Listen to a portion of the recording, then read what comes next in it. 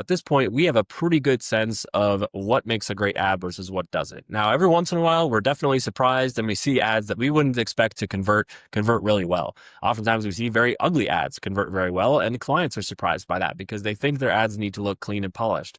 But the reality is that we usually want to be pretty liberal with what we think might work and let the data tell us. Now, we still want to follow some general best practices, but like I said, over the years, we've developed a pretty good sense of what we think is going to work. More often than not, I would say that if we asked our team to bet on which ads were going to be the most successful and which weren't, we'd probably have a pretty good success rate on that because we have a pretty good base of data to go off of. But that being said, we don't want to assume that we know everything. We don't want to assume that the client knows everything. And really, we should be more liberal these days with testing creatives that might be a little bit outside of the box, whether it be it doesn't have the font that the brand thinks might be the perfect font, or it doesn't have the perfect color. We have to remember that Meta doesn't care, and that most of your ideal customers probably don't care either if it's the exact perfect, font or colors. Yes, those things matter in certain cases, especially if we're talking about lead generation, though. It's not all that important. Now, if you're trying to sell something that's like really focused on design, like a apparel brand or something like that, then yes, your aesthetic certainly matters. As to selling services,